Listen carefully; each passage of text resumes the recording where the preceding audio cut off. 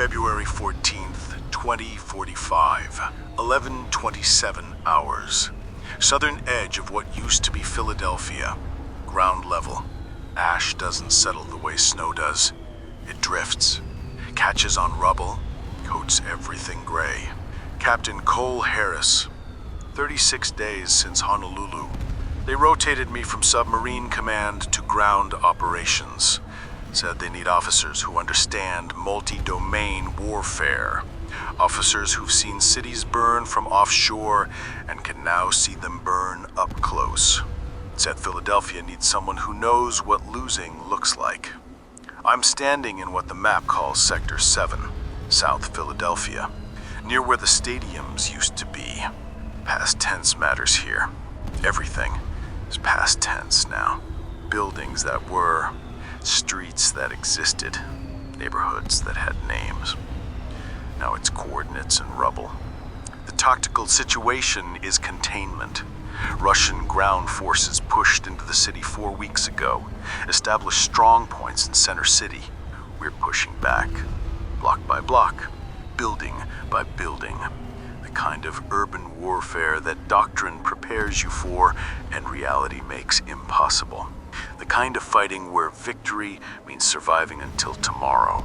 My command is Task Force Ashland, mixed unit, Army infantry, Marine reconnaissance, National Guard engineers, civilian volunteers who know the city better than any map shows.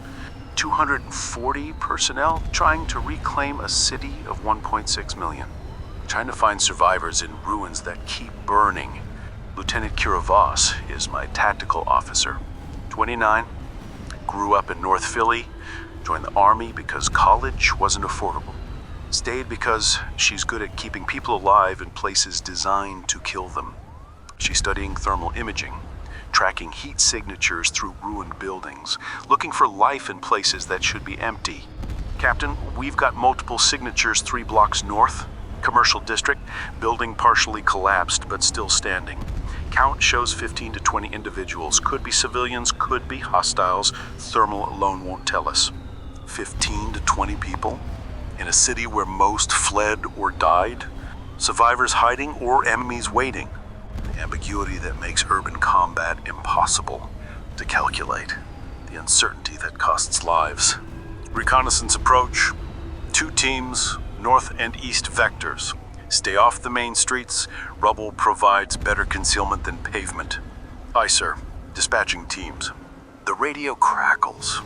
Static and voices. Communication in a city where infrastructure died weeks ago, where cell towers collapsed and power grids burned, where everything happens through military radios and hand signals, where isolation feels total even when surrounded by 200 people. I watch the teams move out. Soldiers picking through debris, weapons ready, eyes scanning windows that no longer have glass, doorways that lead to nothing. The hypervigilance that urban warfare demands. The constant awareness that threat comes from every angle. The exhaustion that builds from never feeling safe. Smoke rises from fires still burning. Weeks after the initial bombardment, weeks after cruise missiles turn Center City into rubble, the fires persist because there's no one left to fight them. Because broken gas lines feed flames.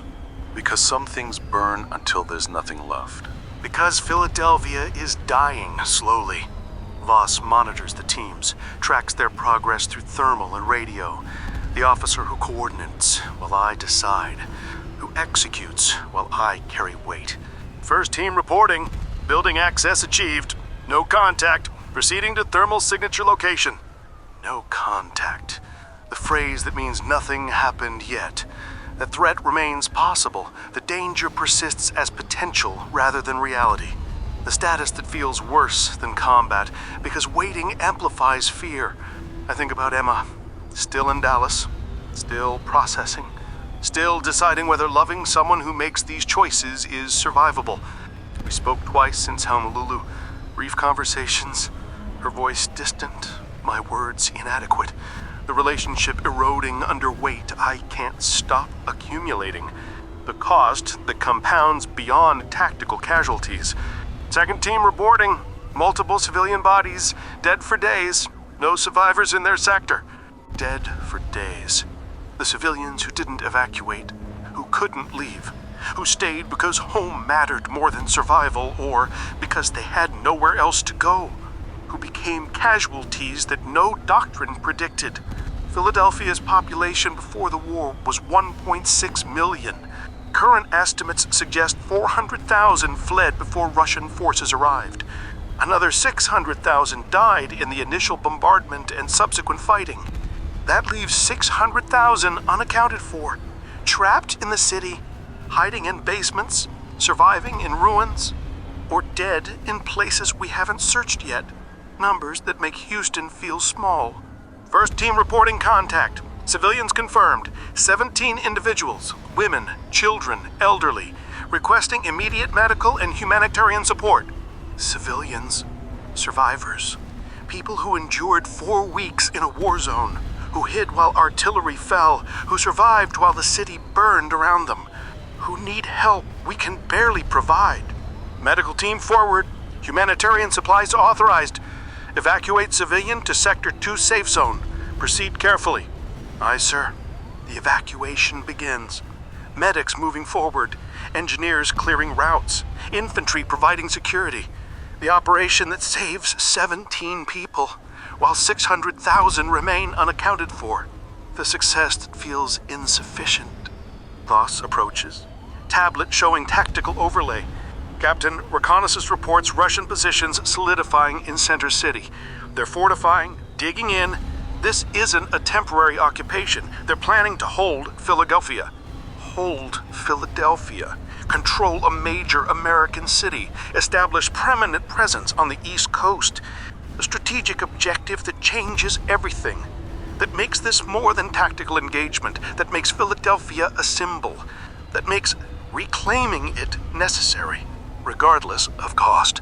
What's our force ratio? Current estimates put Russian strength at approximately 8,000 combat personnel. We have 240.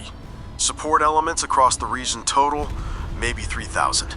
Sir, they outnumber us significantly. 8,000 versus 3,000. The mathematics that don't work. The geometry that favors defense. The reality that retaking Philadelphia requires resources we don't have. The mission that's impossible, but mandatory. Recommendations? Voss hesitates. The officer who knows what I'm asking, who understands that recommendations mean suggesting how to accomplish the impossible, who carries the burden of tactical planning when strategic objectives exceed capability. We can't retake the city with current forces. We need reinforcements. Air support, artillery, armor, everything we don't have because those resources are committed to other theaters. Sir, the honest answer is we contain them until support arrives. Contain them. Hold the line. Prevent expansion. The defensive posture that acknowledges we can't win but refuses to surrender. The approach that trades time for survival. That delays defeat while hoping for reinforcement. That makes endurance the objective. How long can we hold? Unknown. Depends on Russian intentions. If they push, we fall back. If they consolidate, we hold. Everything depends on variables we don't control. Variables we don't control. The constant in modern warfare. The reality that outcomes depend on enemy decisions as much as our actions. The fighting means reacting. That defense means surviving what offense chooses to do. That resistance means enduring until circumstances change. 13:42 a.m. Sector 5. Temporary command post in what used to be a fire station. The building's eastern wall is gone, exposed to the street, open to weather and observation. We draped camouflage netting across the gap. It doesn't hide us completely, but it breaks the outline, makes targeting harder, makes survival slightly more probable. The command post is minimal. Folding tables, battery-powered equipment, maps weighted down with spent shell casings. The headquarters that moves when threatened, that operates knowing permanence invites artillery, that exists in the space between functional and destroyed. Voss briefs the situation. Updated intelligence from reconnaissance teams, thermal imaging overlays, acoustic sensors detecting movement, the technology that reveals what eyes can't see through smoke and rubble. Russian forces are concentrated in 3 primary locations: City Hall, the Financial District, and Logan Square, each position mutually supporting, overlapping fields of fire. Classic urban defense doctrine. They've learned from Grozny, from Aleppo, from every city that became battlefield. Learned from other cities that burned. Applied lessons written in civilian casualties. Perfected tactics through repetition. The evolution that makes modern urban warfare more lethal with each iteration. The doctrine that treats cities as terrain instead of homes. Civilian population. Thermal indicates significant clusters in the subway system. Underground provides protection from artillery. Estimates suggest 20 to 30,000 sheltering below ground. No way to reach them without crossing Russian positions. Sir, they're trapped. 20 to 30,000 underground, surviving in darkness, waiting for rescue that can't reach them. The population that containment doesn't save, that defensive posture abandons, that strategy sacrifices. What about utilities? Water system, partially functional in some areas. Power grid completely dead, gas lines ruptured throughout the city, feeding the fires. Sewage system backing up. Sir, even if we retake the city, infrastructure damage is catastrophic. Philadelphia won't be habitable for years. Won't be habitable for years. The reality that makes victory hollow. That proves some damage exceeds repair. That shows resistance prevents loss but doesn't restore what burned. That fighting saves what survives, not what existed.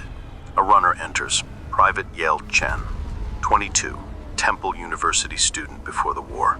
Volunteered because she knew the campus tunnels, because local knowledge matters when maps burn, because some people can't leave home, even when home is dying. Captain, message from Colonel Reeves. 4th Infantry reports Russian armor moving south from Center City. 3 T-14 tanks, multiple IFVs, approximately company strength. ETA to our position, 30 minutes. Russian armor. Tanks designed for urban warfare. Infantry fighting vehicles carrying troops. Company strength means 100 to 150 personnel. The force that outnumbers us, that outguns us, that possesses mobility we lack. The threat that turns containment into retreat. Our anti-armor capability. Voss checks inventory. 6 Javelin missiles, 4 Tau launchers, assorted RPGs. Against 3 modern tanks and supporting vehicles we can engage. But success isn't guaranteed. Sir, T-14s have active protection systems, reactive armor, advanced countermeasures. They're designed to survive exactly what we can throw at them. Designed to survive. The advantage that modern armor provides. The technology that defeats infantry weapons. The capability gap that makes asymmetric warfare nearly impossible. The reality that sometimes fighting is suicide. Fallback positions. Sector 8 is prepared, defensive positions established. Better cover, narrow streets that limit armor mobility. We can withdraw there, force them to advance through terrain that negates their advantage. Withdraw, fall back, trade ground for survival. The tactic that defensive warfare requires, that preserves force by yielding space, that accepts losing territory to avoid losing personnel, that makes defeat tactical instead of total. But withdrawal means abandoning the 17 civilians we just rescued, means leaving reconnaissance teams exposed, means surrendering blocks we fought to hold, means choosing which failure is acceptable. Prepare fallback, but we don't execute until contact is imminent. Maybe they're not coming for us. Maybe this is repositioning. Sir, if we wait until contact, casualties during withdrawal increase significantly. Tactical doctrine says we move now while we have time. Tactical doctrine. The rules written by people who weren't here, who didn't see 17 civilians who need evacuation time, who didn't factor that withdrawal under fire costs more than casualties. It costs belief that holding matters, that resistance means something beyond defeat. We hold until we can't. Prepare withdrawal, but don't execute. Get those civilians moving towards Sector 8 now. Once they're clear, we reassess. Boss doesn't argue. Understands that command means making decisions that training says are wrong, but circumstances demand. That sometimes doctrine fails because reality is more complex than planning anticipated. That leadership means carrying consequences of deviation. The radio erupts. Multiple voices. Urgent tone. The communication pattern that means contact. All units contact. Russian forces engaging 4th Infantry, Sector 3. Heavy fire. Armor advancing. We're taking casualties. Sector 3. 2 kilometers north. The unit screening our flank. The soldiers who warned us about Russian movement. Now fighting. Now dying. Now buying time with their lives. Now demonstrating what holding costs. Casualties? Static. Them. Unknown. Multiple wounded. Medevac requested. Sir, they're pushing hard. Pushing hard. Offensive momentum. The pressure that defense absorbs or breaks under. The assault that tests whether lines hold or collapse. The combat that reveals if resistance works. 4th Infantry fall back to secondary positions. We're preparing support fires. Maintain contact, but don't get fixed. Move. Understood. Breaking contact. Breaking contact. The maneuver that's simple in doctrine and lethal in execution. That requires discipline under fire, that demands covering withdrawal while being shot at. That kills soldiers who executed slowly. I study the map. Russian forces pushing from Center City. Our positions scattered across South Philadelphia. The geometry of encirclement forming. The tactical picture showing what Voss already said: we're outnumbered and being compressed. We're losing. And the question is how fast. All units, prepare for phased withdrawal to Sector 8. Civilian evacuation takes priority. Combat units cover the movement. Demolition teams prepare denial operations. Bridges, overpasses, anything that slows armor. We're giving up space to buy time. The orders transmit. Units acknowledge. The machine responding. Personnel executing despite fear, because training overrides survival instinct. Because soldiers do what's ordered even when orders mean danger. Because this is what service demands. Voss coordinates, tracks unit movements, allocates resources. The tactical officer managing chaos, turning panic into procedure, making withdrawal systematic instead of route, doing everything right while everything goes wrong. Explosions rumble. Where 4th Infantry is fighting, where Russian armor is advancing, where artillery is falling, the sound that carries across ruined city, that announces combat, that reminds everyone that threat is close, that war is here. Captain, 4th Infantry reports successful disengagement, withdrawing to rally point. Casualties confirmed, 3 dead, 7 wounded. Russian forces are not pursuing. They've halted advance at Sector 3 boundary. Halted, not pursuing. The decision that changes everything. That suggests limited objective. That implies this was probing attack, not major offensive. That means we have time. That means withdrawal might not be necessary. Why did they stop? Voss analyzes. Unknown. Either they achieved their objective, testing our response, or they're consolidating before next phase. Sir, this could be reconnaissance in force. They're learning our positions, our strength, our reaction time. Learning our positions. Gathering intelligence. Preparing for larger assault. The tactical patience that professional militaries employ. That trades immediate victory for informed planning. That makes future attacks more effective By studying current resistance. So they'll come again. Yes, sir. Probably stronger, probably soon. Probably soon. The certainty wrapped in uncertainty. The knowledge that threat persists even when immediate danger passes. The reality that surviving one engagement just means facing the next. That endurance is continuous, not episodic. The civilian evacuation continues. 17 people moving through rubble towards safety. Medics supporting wounded. Engineers clearing paths. Infantry providing security. The operation succeeding because Russian forces chose not to interfere. The success that feels temporary. I watch smoke rise over Philadelphia. Gray columns marking where fires still burn. Where buildings collapse. Where Sadie dies slowly. The metropolis that housed 1.6 million, now holding maybe 100,000 survivors scattered through ruins.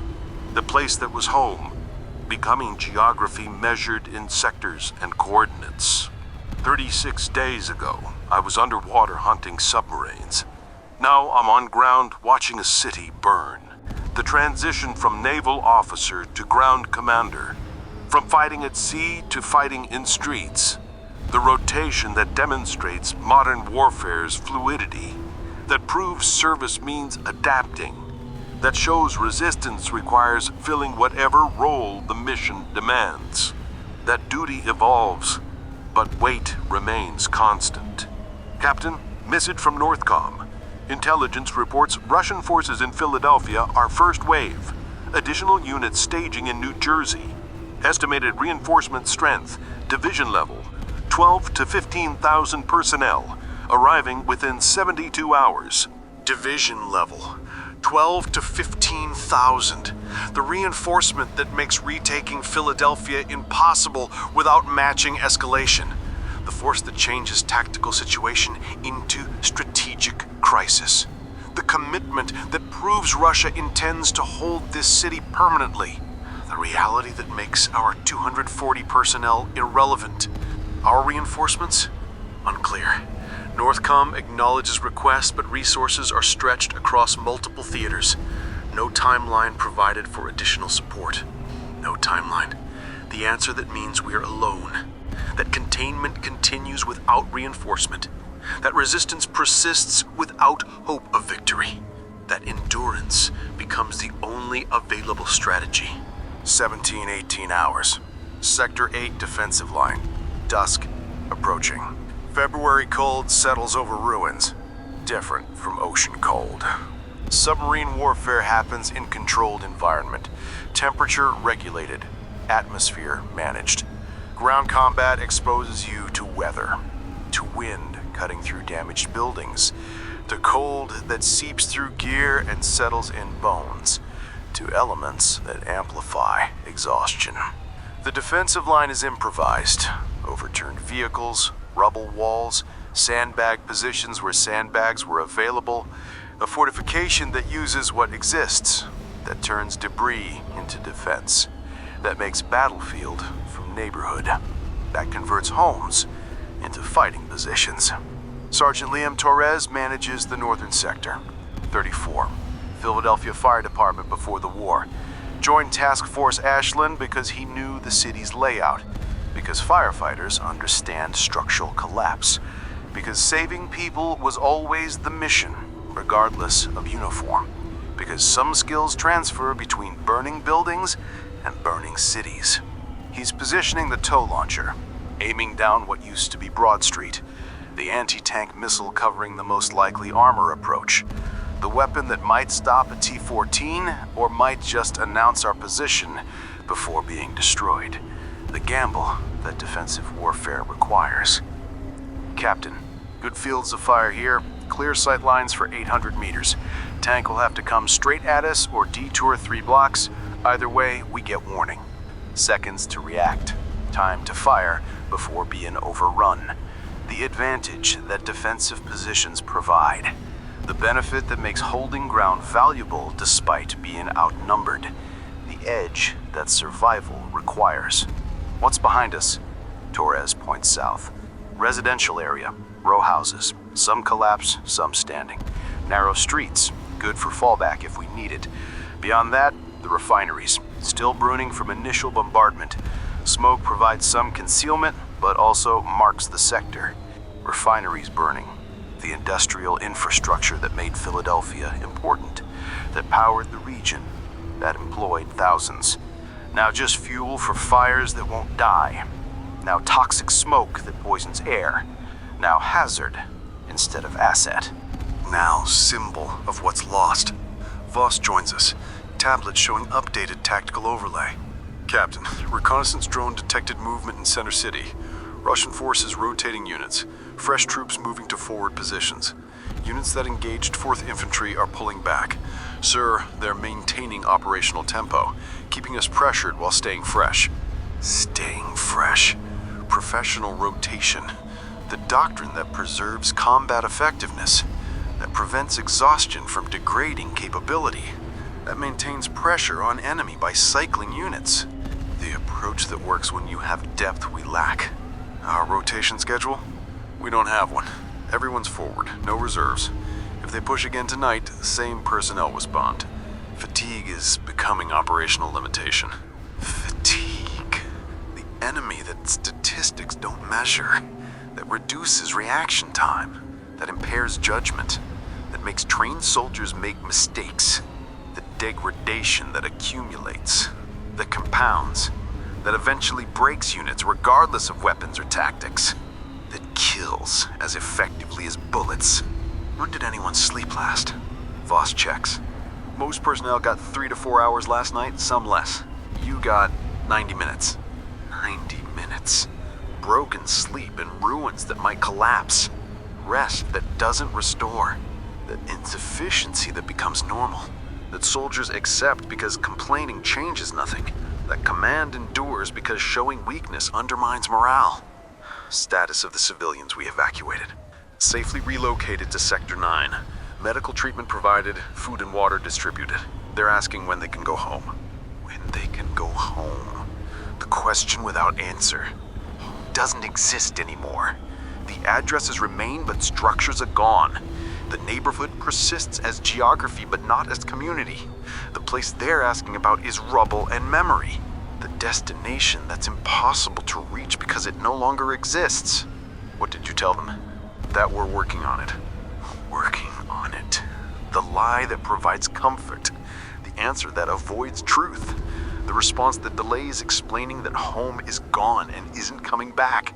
That Philadelphia as they knew it ended 4 weeks ago. That surviving means accepting loss, not reclaiming what burned. That sometimes hope requires dishonesty. The radio interrupts. All stations, this is Overwatch. Drone surveillance detecting vehicle movement. Multiple contacts. Russian convoy departing Center City. Heading south, bearing directly towards Sector 8. Count 12 vehicles, mix of armor and transport. ETA 22 minutes. 22 minutes. Russian forces moving toward us. Convoy strength suggests reinforced company. More personnel than last probe. More armor than we can handle. The threat that transforms defensive line into last stand. The engagement that might end Task Force Ashland. Composition. 3 T-14 tanks. 4 BMP-3 infantry fighting vehicles. 5 support trucks. Estimated total personnel 120 to 150. Sir, they're coming in force. Coming in force. Committed assault. Not probing, attacking. The offensive that tests whether defensive positions hold or break. That reveals if resistance works or fails. That determines whether withdrawal was wisdom or cowardice. That makes next 22 minutes define everything. Taurus hears the transmission, understands what it means.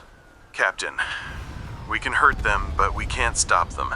Not with what we have. 3 tanks means we need 3 successful javelin hits. Odds are against us. Odds are against us. The calculation everyone already made. The mathematics that don't balance. The reality that professional assessment confirms. We're about to fight engagement we'll probably lose. The truth that changes nothing about what happens next. Recommendations. Fight and fall back. Engage at maximum range. Make them pay for every meter. Withdrawal routes are prepared. We inflict casualties, then disengage before they fix our positions. Fight and fall back. The maneuver that preserves force, that trades space for survival, that accepts defeat while minimizing casualties, the tactical wisdom that prevents annihilation. The option that feels like giving up, but staying means dying. Holding this line against superior force means Task Force Ashland gets destroyed, means 240 personnel lost, means Philadelphia loses last organized resistance in the southern sectors, means choosing between tactical wisdom and symbolic stand. All units, prepare for engagement. Javelin teams target armor. Tow launchers engage IFVs. Infantry focus on transports. Kill their dismounts. We fight at range, inflict maximum damage, then execute phased withdrawal per contingency plans. This is delaying action, not last stand. Preservation of force is priority. Questions? Silence. Understanding. The acknowledgement that orders make sense, even if they feel wrong. That survival matters more than symbolism. That resistance continues only if resistors survive. That living to fight again requires leaving now. 15 minutes until contact. Check weapons, confirm ammunition. Designated marksmen find positions. Everyone else stays low until engagement starts. Make the first shots count. The line prepares. Soldiers checking magazines, adjusting optics, testing communications. The ritual that focused energy performs. That transforms anxiety into action. That makes waiting bearable by doing something. That keeps hands busy while minds process fear. I think about Honolulu. Submarine warfare felt cleaner. Target was vessel, not people. Engagement happened at distance. Casualties were invisible. Torpedoes hit hulls and submarines died. And I never saw faces, never heard screams. Ground combat removes that separation. You see who you're shooting at. You hear them die. You watch buildings collapse knowing people are inside. The intimacy that naval warfare avoids. The proximity that makes killing personal. The reality that weight feels heavier when you witness it. Captain, 10 minutes. Russian convoy maintaining course and speed. They are not attempting concealment. They know we're here. They're coming anyway. They're coming anyway. Confidence or arrogance. Professional assessment of force ratio or contempt for opposition. Either way, it proves they believe victory is inevitable. That our defensive line is obstacle, not threat. That Task Force Ashland is target, not adversary. That we're about to learn if they're right. Torres positions behind the tow launcher. Sights aligned on the avenue. Kill zone identified. The sergeant who's done this before, who fought in the Middle East, who understands that experience matters less than luck when facing modern armor, who knows success requires hitting weak points that targeting systems are designed to protect. Voss coordinates final preparations, verifies withdrawal routes, confirms rally points, allocates remaining ammunition. The officer ensuring that when fighting starts, chaos has structure. That when orders become impossible, training provides framework. That when everything breaks, something holds. 5 minutes. 5 minutes. 300 seconds. The time remaining before combat, before violence, before discovering whether resistance works or we all die trying. Before mathematics become casualties. The ruins around us feel heavier. Buildings leaning, structures compromised, facades that might collapse from artillery, streets cratered by earlier bombardment, the terrain that provides cover and threatens burial simultaneously, the battlefield that's already broken. Somewhere in these ruins, 20 to 30,000 civilians shelter underground, waiting, hoping, surviving in darkness while we fight above them. The population that containment theory says we're protecting, that tactical withdrawal abandons, that strategy sacrifices, that resistance fails if we leave. 2 minutes. Visual contact. Russian convoy entering southern approach. Speed reducing. They're deploying for assault. Visual contact. Threat transitioning from abstract to concrete. From possibility to presence. From intelligence report to targets approaching. From inevitable to imminent. I raise binoculars. Study the convoy. 3 tanks in formation. Infantry fighting vehicles flanking. Support trucks trailing. The combined arms approach that modern doctrine mandates. That maximizes capability through integration. That makes defeating them require destroying multiple vehicle types simultaneously. That proves they're professionals executing rehearsed tactics. 1 minute. All units hold fire until my command. Let them close. Maximum effect at minimum range. 60 seconds. The count that matters. The time before everything changes. 1741 hours. Contact. The lead T-14 advances down Broad Street, turret traversing, scanning for threats. Active protection system engaged. Small radar dishes rotating, detecting incoming projectiles. Ready to intercept. The technology that makes modern armor nearly invulnerable to conventional anti-tank weapons. The system we're about to test. Range 800 meters, still closing. The tactical calculation playing out. Closer means higher hit probability, but closer also means less reaction time if they spot us first, less distance to cover if they charge, less space to maneuver if withdrawal becomes route, less margin for error. 700 meters. Torres tracks the tank through tow optics, finger near trigger, breathing controlled. The steadiness the training produces, that experience reinforces, that desperation demands. The calm that comes from accepting outcomes you can't control. 600 meters. Boss whispers into radio. All Javelin teams acquire targets. Prepare for simultaneous launch on my mark. We need multiple hits to overwhelm their countermeasures. Stagger won't work. They'll intercept singles. Simultaneous launch. Coordinated fire. The tactic that saturates defenses, that forces active protection systems to choose which threats to engage, that accepts some missiles dying so others connect, that treats weapons as expendable to achieve kills. 500 meters. The BMP-3s spread wider, creating dispersed formation, harder to engage multiple targets, professional spacing. The doctrine that minimizes concentrated fire effectiveness, that forces enemy to divide attention, that makes defeating them require fighting on multiple axes simultaneously, that proves they know what they're doing. 400 meters. Steady, wait for it! My voice low, trying to sound calm, trying to project confidence I don't completely feel.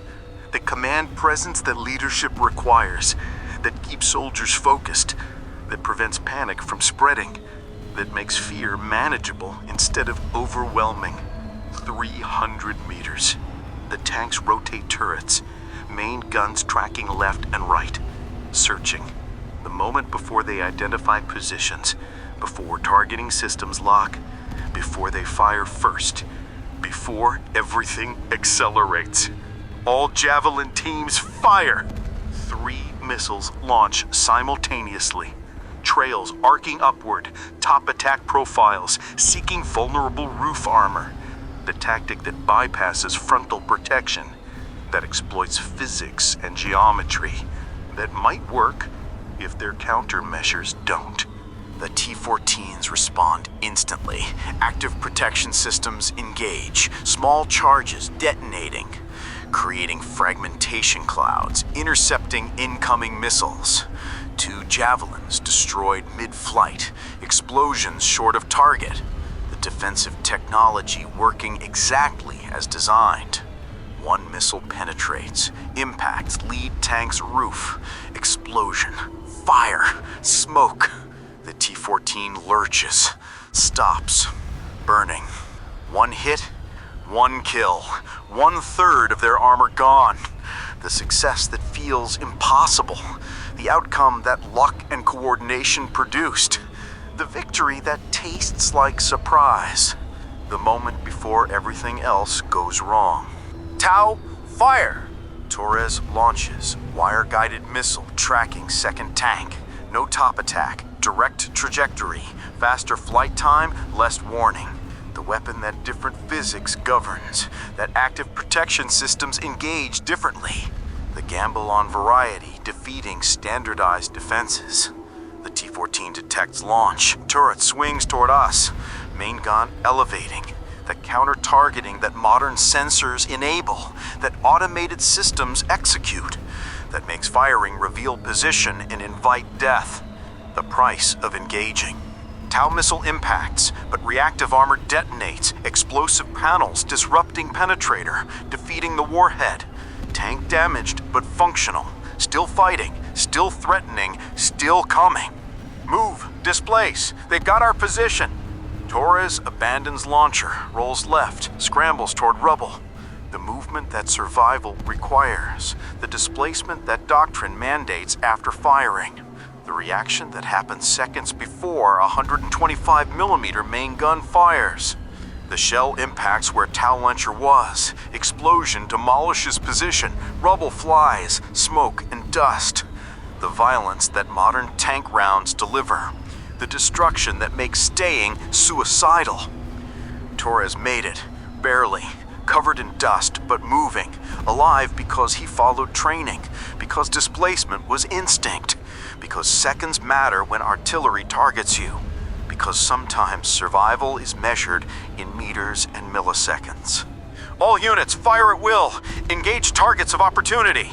The line erupts. Rifles, machine guns, RPGs, everything we have. The volume that compensates for precision, that creates chaos even when it doesn't kill, that makes enemy react, that buys seconds while heavier weapons reload, that proves we're still fighting. The MP3's return fire, 30mm autocannons, machine guns, the suppressive fire that pins infantry, that forces us down, that protects advancing armor by making resistance costly, that demonstrates combined arms integration working.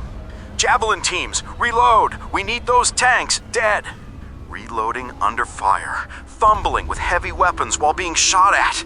The task that requires exposing yourself, that demands steadiness when adrenaline demands movement, that training makes possible and fear makes difficult, that soldiers do anyway because orders said so. Second volley launches. 2 more javelins, targeting damaged tank and remaining functional one. Both missiles tracked, both intercepted. Active protection systems still functioning. Countermeasures still effective. 0 additional kills. RPGs, close range. Concentrate fire on the damaged tank. 4 RPG-7s fire. Short range. Low tech. Rocket-propelled grenades that modern systems might not prioritize. That might slip through because defensive systems focus on sophisticated threats. That might work because they're old and simple. 3 miss. 1 connects. Hits damaged tank's side. Explosion. Armor penetration. The T-14 shudders. Stops moving. Crew compartment burns. Second tank destroyed. 2 down. 1 remaining. But the BMP-3s are disgorging infantry. Doors opening, soldiers dismounting, dozens of them. The personnel that vehicles carried, now deploying, now advancing, now turning armor engagement into infantry fight. Now making this personal. Fall back, phased withdrawal, covering fire. The retreat begins. Not route, procedure. Teams alternating, some moving while others fire. Leapfrogging through rubble, using buildings for concealment. The maneuver that training drilled, that doctrine describes, that combat makes terrifying, that keeps withdrawal from becoming massacre. Russian infantry pursues, professional, disciplined, advancing in bounds, using cover, suppressing while maneuvering.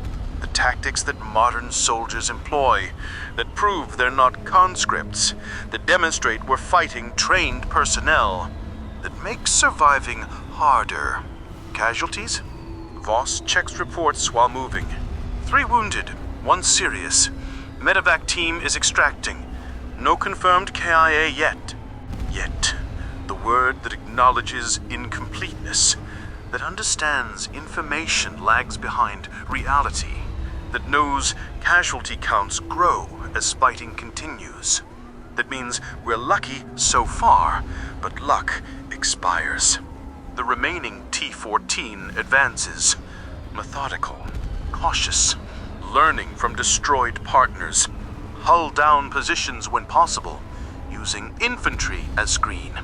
The adaptation that experience teaches, that makes the 3rd tank harder to kill than first 2, that proves enemy learns as fast as we do. Captain, we can't stop that tank. It'll pursue us through withdrawal, hunt us block by block. We need air support or artillery. Something we don't have. Something we don't have. The limitation that defines this fight, that makes tactics insufficient, that proves force ratio matters regardless of skill, that demonstrates being outnumbered and outgunned eventually costs everything, that resistance reaches limits. Keep moving. Rally point is 6 blocks south. We consolidate there. Reassess. 6 blocks.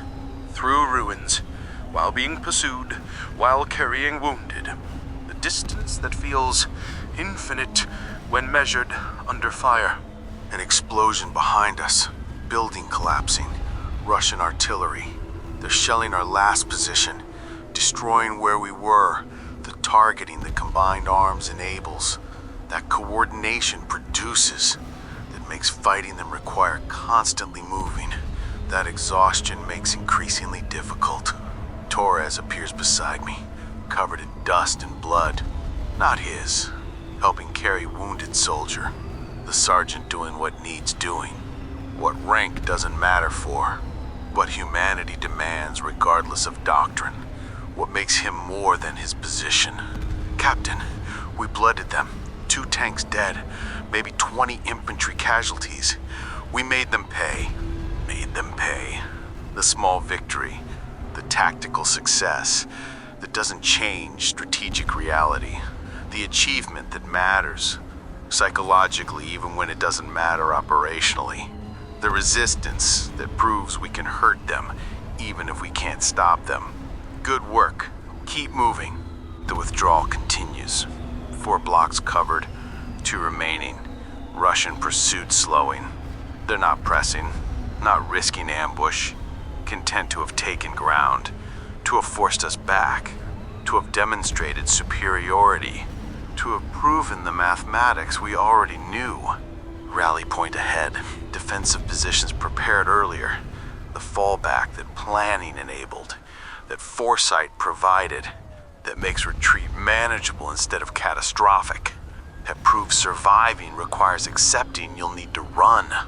All units, rally point in sight, consolidate positions, accountability reports to command, medical to treat wounded, ammunition redistribution.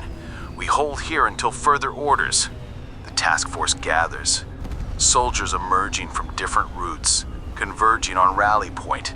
The relief of seeing familiar faces, the dread of counting who's missing, the mixture that combat produces, the reality that surviving means others didn't.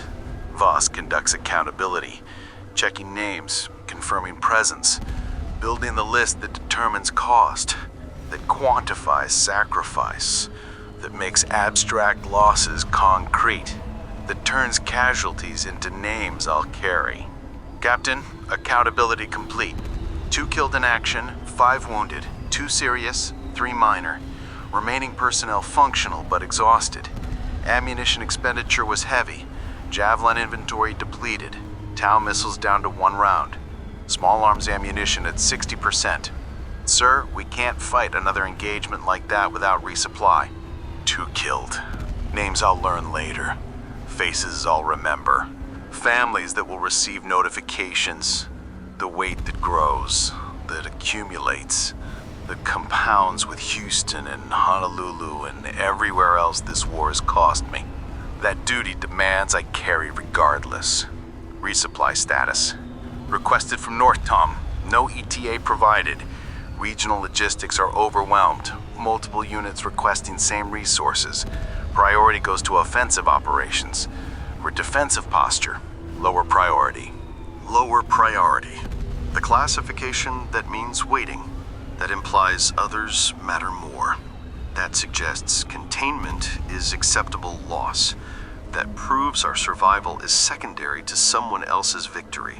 That resistance only matters strategically when it enables offense elsewhere. The wounded are treated, medics working, bandages and morphine, the care that field conditions allow, that training enables, that compassion demands regardless of inadequate supplies, that keeps soldiers alive long enough to evacuate or die with comfort. I watch Russian positions through binoculars. They're consolidating, not advancing, fortifying the ground they took, building defensive positions, the behavior that suggests limited objective achieved, that implies they're content with today's gains. That means we might not fight again tonight. That exhaustion might get rest before next crisis. Torres sits on rubble, drinking water, hands shaking slightly, adrenaline crash, the physiological response after combat. The body processing what happened, the delayed reaction that comes when immediate threat passes, the normalcy that emerges after abnormal events. We held them, Captain. Not where we wanted, but we held somewhere. Held somewhere. The redefinition of victory. The adjustment that acknowledges losing ground isn't losing everything. That survival constitutes success when annihilation was possible. That resistance measures in continuing rather than winning. That sometimes holding somewhere is enough. We did. 2 soldiers dead, 5 wounded, ground lost, enemy advancing, supplies depleted, reinforcement uncertain, 62,000 Russian troops estimated in theater with more coming. Task Force Ashland reduced to 238 effectives, Philadelphia occupied, civilians trapped, infrastructure destroyed. But we held somewhere. That has to mean something. That has to be enough. That has to justify the wait. February 15th, 2045. 0434 hours. Rally point holding. Night in Philadelphia tastes like ash and chemicals. Burning refineries. Smoldering buildings. The smoke that never clears. That settles in lungs. That makes breathing feel like drowning slowly. That reminds you the city is dying. I haven't slept. Command doesn't sleep when soldiers are wounded, when enemy positions are uncertain, when the line might break any moment. The responsibility that eliminates rest, that makes exhaustion permanent condition, that compounds until thinking feels difficult and decisions feel impossible, that proves fatigue is weapon as effective as artillery. Thus approaches. She hasn't slept either. Eyes red from smoke and strain, face showing the toll that 36 hours of continuous operations extracts. The XO who carries everything I can't monitor, who manages what I can't see, who functions because someone must even when functioning feels impossible, who endures because command demands it. Captain, Northcom transmission. They're acknowledging our situation. Resupply is approved but delayed, earliest arrival 48 hours. Reinforcements are under consideration pending availability. Sir, they're saying hold current positions until further notice. Hold current positions. The order that sounds simple, that ignores we're outnumbered 4-1, that dismisses ammunition shortages, that assumes holding is possible through willpower when it requires resources we lack, that proves command is distant from reality. What positions are we holding? We withdrew 6 blocks yesterday. They mean hold what we currently occupy, prevent further Russian advance, maintain containment posture. Sir, the order is to not lose more ground. Not lose more ground. The directive that makes retreat unauthorized, that transforms withdrawal into failure, that changes tactical flexibility into strategic rigidity, that removes the option we used yesterday to survive, that makes next engagement different. What about the wounded? Medevac helicopter extracted the 2 serious casualties 4 hours ago. They're en route to Field Hospital in Delaware. The 3 minor wounded are receiving treatment here. Expected return to duty within 24 hours. Return to duty. The phrase that sounds optimistic, that assumes people heal fast, that ignores combat effectiveness degrades even when injuries aren't disabling, that proves need exceeds compassion, that soldiers are resources before they're people. Torres joins us. He did sleep. 3 hours. Looks marginally better than yesterday. Still exhausted. Still carrying yesterday's violence, but functional. The sergeant who keeps going because stopping isn't available. Captain, perimeter is secure. Russian forces haven't advanced beyond yesterday's line. They're building defensive positions. Looks like they're consolidating rather than continuing offensive. Night observation shows construction activity, trenches, barriers, prepared fighting positions. Sir, they're digging in. Preparing for extended occupation. Building infrastructure that suggests permanence. The activity that proves this isn't a raid, it's conquest. That Philadelphia isn't objective, it's acquisition. That Russian forces aren't passing through, they're staying. That retaking the city requires displacing entrenched enemy. What's civilian activity? Thermal imaging shows continuing population in subway system. No significant movement. Some surface activity in areas we control. Scavengers mostly. Looking for food, water, supplies. We've detained 3 for questioning. 2 were genuinely desperate. 1 was Russian intelligence gathering information. Russian intelligence operating in our sectors, gathering data on our positions. The infiltration that urban warfare enables, that civilian populations conceal, that makes distinguishing friendly from hostile impossible until it's too late. That proves enemy is everywhere, not just across the line. What did you do with the spy? Torres hesitates. The pause that means answer is complicated. That implies action taken wasn't by doctrine. That suggests field decisions happened that regulations wouldn't approve. That command sometimes means not asking details. He's detained, providing information about Russian positions. Limited value, but some useful intelligence. Sir, he's cooperating. Cooperating. The word that covers interrogation methods, that avoids specifics, that lets me maintain plausible deniability. The lie that command accepts because knowing costs more than ignorance. That leadership sometimes requires not seeing what's necessary. Radio crackles. Night watch reporting. Command, this is observation post 3. Movement detected. Northeast sector. Multiple individuals approaching perimeter. Count shows 20 plus. No weapons visible. They're waving white cloth. Sir, looks like civilians requesting entry. Civilians. 20 of them. Approaching our lines. Escaping Russian-controlled territory. Seeking safety. The refugees that occupation produces. That war displaces. That survival demands cross dangerous ground to reach uncertain sanctuary. That resistance creates responsibility for. Hold fire. Challenge them, standard procedures. If they're legitimate refugees, process them. Medical screening, food and water, shelter in Sector 9 with the others. If there's any doubt about identity, detain separately for vetting. Understood, sir. The processing begins.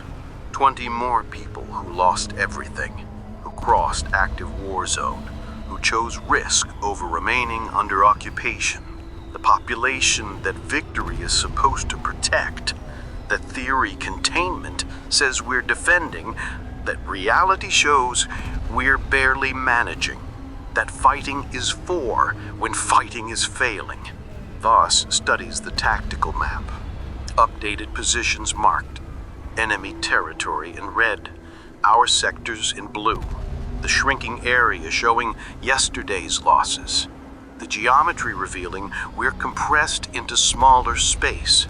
That Russian forces control 70% of the city. That Task Force Ashland holds 30%. That the ratio is worsening. That containment is failing slowly. Captain, if they push again today with similar force, we'll have to withdraw further. We don't have ammunition for sustained engagement. We don't have personnel to replace casualties. Sir, mathematics say we can't hold. Can't hold. The assessment that professional honesty requires. That tactical reality confirms that strategic orders ignore. The truth that makes following directives mean choosing between obeying impossible commands and preserving force. That puts command in position where both options are wrong. Recommendations? Request permission from Northcom to execute tactical withdrawals as necessary.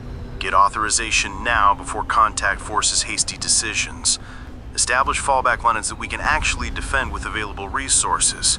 Sir, we need flexibility or we need massive reinforcement. Can't have neither. The situation we're in. The impossibility that orders created. The bind that proves sometimes chain of command issues directives divorced from ground truth. The distant leadership makes local leadership impossible. Draft the request, send it immediately. Side ammunition status, force ratio, casualty projections. Make clear that holding without withdrawal authority means Task Force Ashland gets destroyed for no tactical gain. Aye, sir. The message transmits.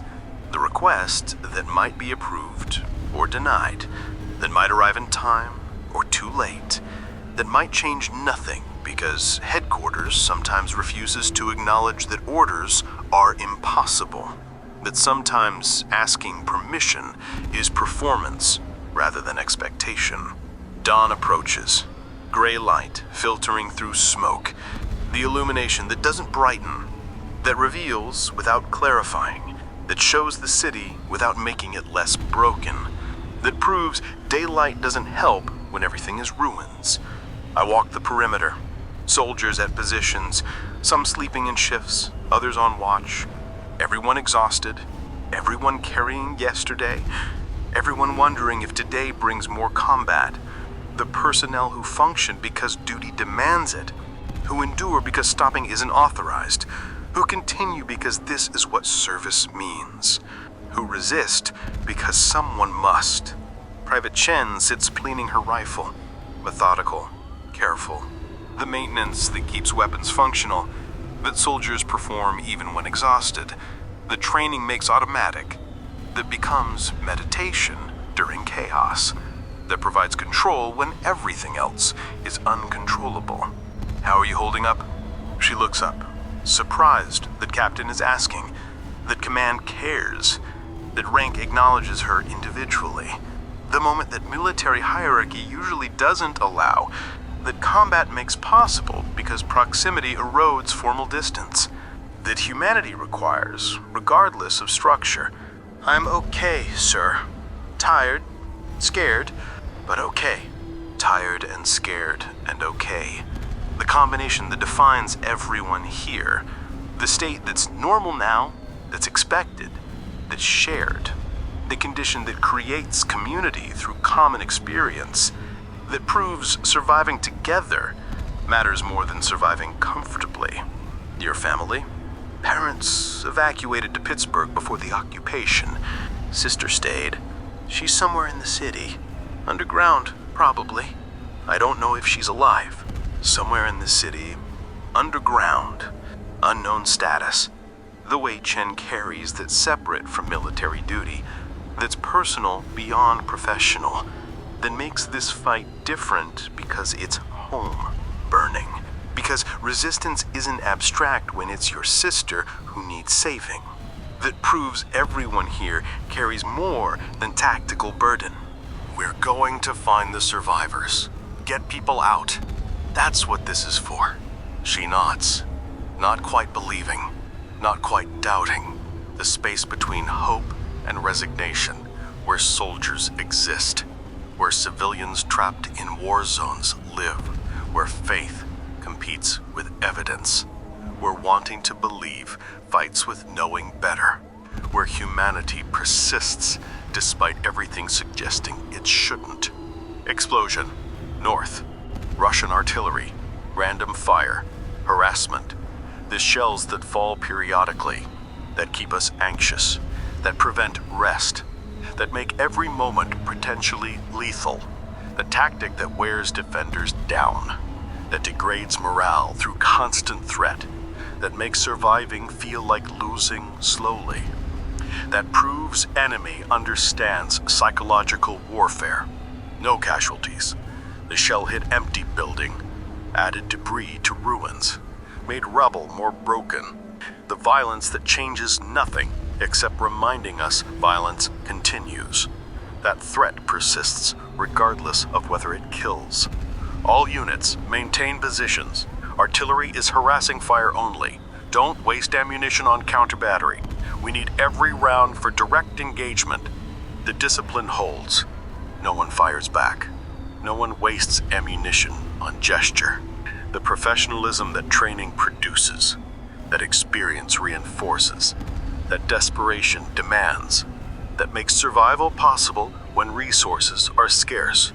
Vost returns. Northcom responded.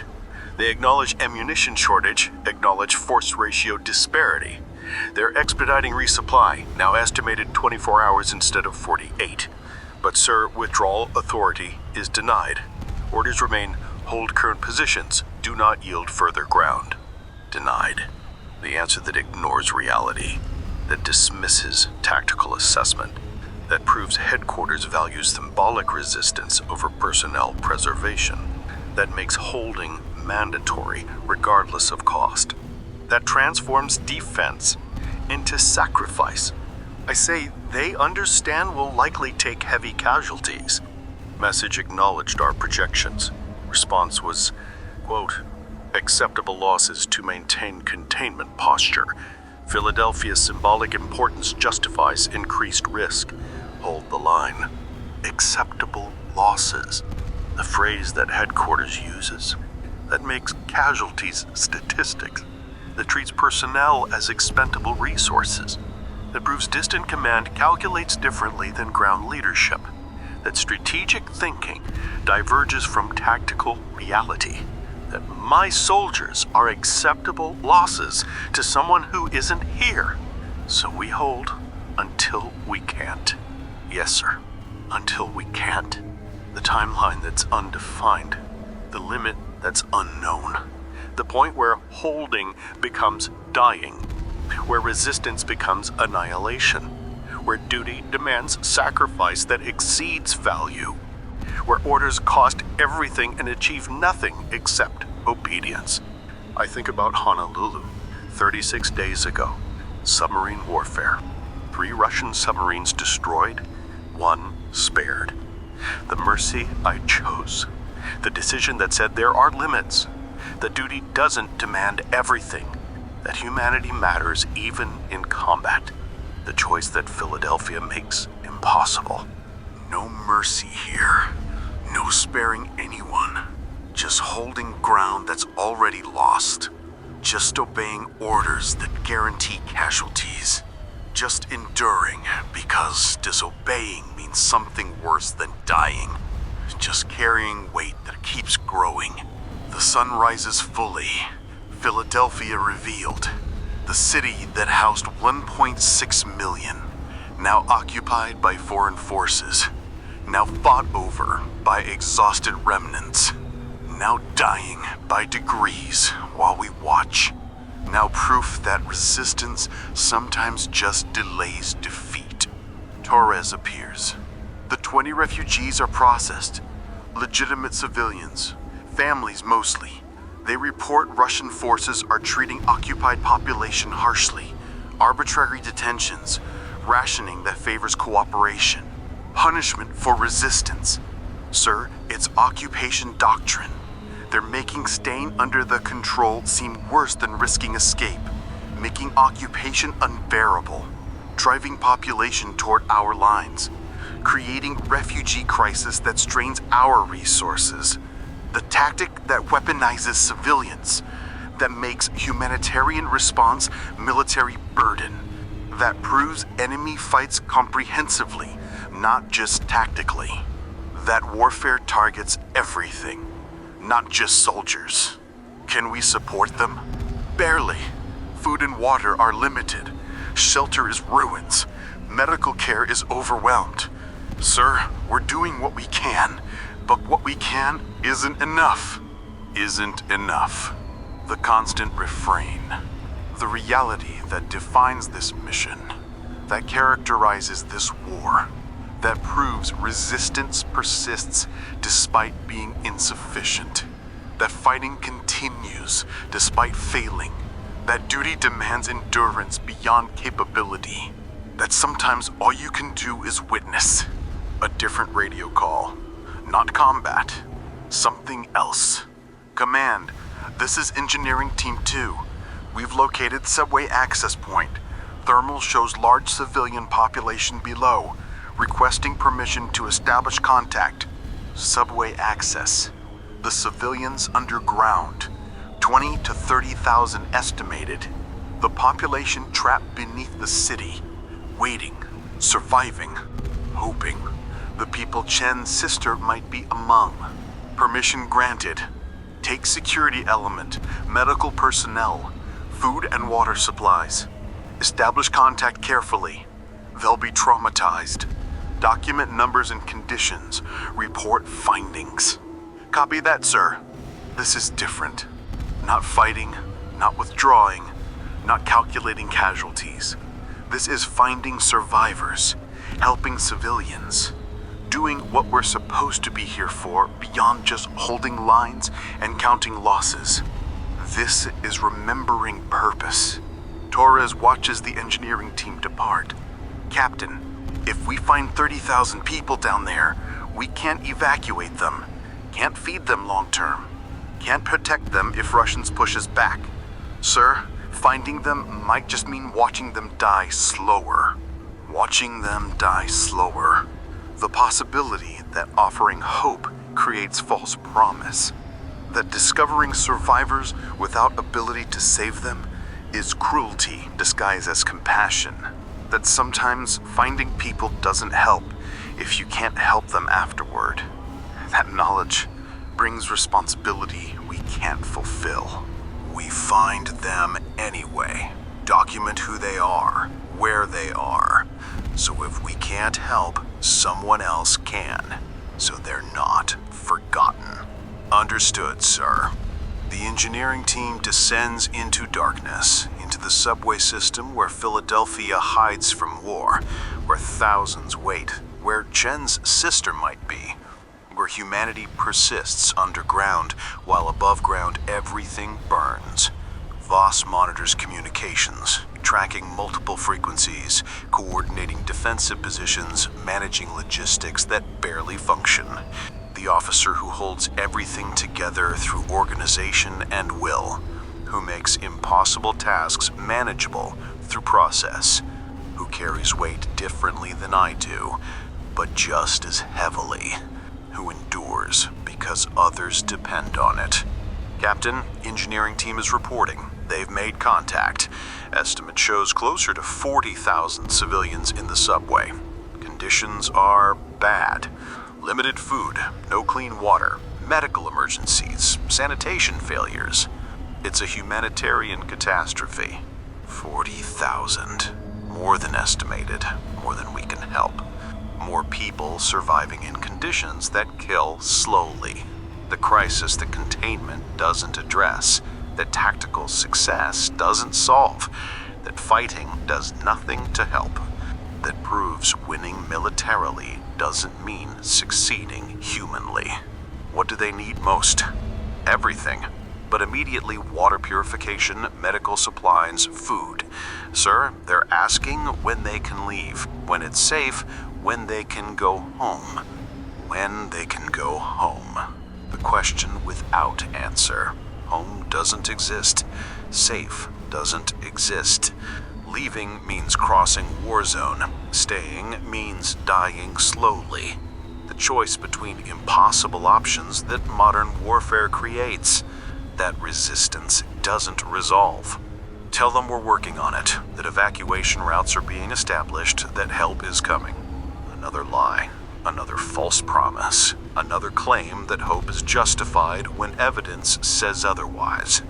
The dishonesty that leadership requires, that compassion demands, that proves sometimes truth is cruelty, that mercy wears dishonesty's face.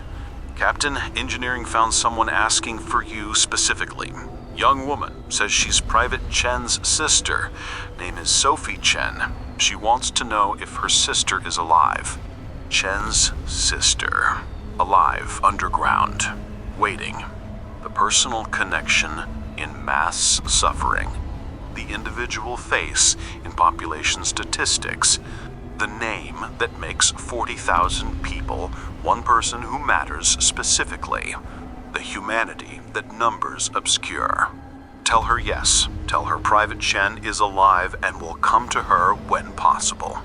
Tell her to stay safe. The message relays, sister to sister through military radio. The connection that war interrupts but doesn't sever. That distance complicates but doesn't break. That survives occupation and combat and all the forces trying to destroy everything. That proves some things endure. Private Chen appears. She heard. Radio traffic isn't private. Captain, permission to go to her. To see my sister. 5 minutes. That's all I need. 5 minutes to see family. To confirm survival. To connect across the distance that duty enforces. The request that regulations would deny. That tactical situation complicates. That command should refuse because soldiers can't abandon positions for personal reasons. That humanity demands I approve anyway. Take security element. Stay on radio. Back in 30 minutes. Don't make me regret this. Thank you, sir. Thank you. She's gone. Running toward the subway access. Toward her sister. Toward the reunion that war tried to prevent. The moment that tactical thinking says is inappropriate and human thinking says is necessary. The decision that proves command is about people, not just positions. Torres watches her go. Captain, if everyone with family underground goes to see them, the defensive line collapses. I know, but you authorized it anyway. Yes. The question that has complex answer. That involves calculating what matters beyond tactics, that factors morale and humanity and purpose, that acknowledges soldiers fight better when they remember what they're fighting for, that proves leadership is about more than military effectiveness, that some decisions aren't tactical. Because if we lose ourselves fighting, we've already lost what matters. Because Chen seeing her sister alive reminds everyone why we're here. Because that 30-minute absence improves her combat effectiveness more than 30 more minutes at her post would. Because sometimes doing what's right matters more than doing what's correct. Torres nods slowly, understanding. The sergeant who knows that command isn't just following doctrine. That leadership requires judgment that regulations don't cover. That fighting is about preserving what matters, not just preserving lines on maps. That humanity is strategic asset, even when it feels like tactical liability. Explosions, closer than before. Russian artillery finding range. Shells impacting 2 blocks north. The bombardment that precedes assault. That softens defenses, that announces attack is coming, that proves rest is over. All units, incoming fire, take cover, prepare for possible assault. This might be preparatory bombardment. The task force responds. personnel seeking protection, taking positions, the drill that's become routine, that fear makes urgent, that exhaustion makes slower, but desperation makes happen anyway, that proves surviving requires constant readiness. The bombardment continues. 3 minutes, 5, 10, then stops. Silence. The pause that means either they're finished or they're advancing under artillery cover. The uncertainty that makes next moments critical, that forces decision. Wait and see or react preemptively. That proves modern warfare is constant choice under incomplete information. Observation posts report visual contact on Russian positions. Are they moving? Multiple voices respond, watching through optics, through smoke and ruins, trying to see what comes next. OP1, negative movement. OP2, negative movement. OP3, wait, contact, infantry advancing, eastern approach, estimate platoon strength. They're coming. Again. Different approach, smaller force, probing, testing, learning. The tactics that professional militaries employ, that make defeating them require fighting continuously, that prove this isn't one battle, it's campaign, that resistance is a marathon requiring sprint pace. Eastern sector, prepare to engage. Other sectors maintain watch. This could be feint. Weapons tight until they enter kill zone. Make them commit before we reveal positions. The wait resumes. Russian infantry approaching. Our forces hidden. The ambush developing. The tactical situation the training prepared us for. That might succeed or might fail depending on factors we can't control. That proves sometimes doing everything correctly still costs lives. I think about Emma. Haven't spoken to her in 5 days. Don't know if she's decided. Don't know if we still exist as couple or if distance and duty and weight finally exceeded what love can carry. Don't know if it matters anymore. The war continues. Philadelphia burns. Soldiers die. Civilians suffer. Orders arrive. Missions proceed. Weight accumulates. And I endure. Because someone must. Because this is what's left. Because resistance isn't about winning. It's about refusing to stop. 1847 hours. Same day, same war. The Russian probe was repelled. 7 enemy casualties, 2 of ours wounded. Ammunition expenditure we can't afford. Ground held that doesn't matter strategically. Another engagement that changes nothing except the count. Private Chen returned from the subway. 32 minutes. 2 minutes over authorized. Face different. Lighter, somehow, despite everything. The reunion that reminded her why continuing matters. Why resistance persists beyond the tactical objectives. Why fighting is about people, not positions. Why we're still here. Her sister is alive. 40,000 others survive underground. 20 refugees crossed today, seeking safety. Task Force Ashland holds, barely, against odds that mathematics say are impossible. The resistance that shouldn't work but continues anyway. Voss reports resupply status unchanged. Reinforcements still theoretical. Orders still demand holding without resources to hold with.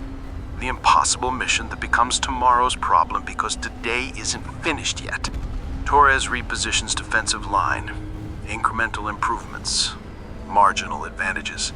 The small gains that accumulate into survival. That prove professionalism matters even when strategy fails. Night falls again. Philadelphia disappears into darkness punctuated by fires. The city that was. The occupation that is. The future that's uncertain.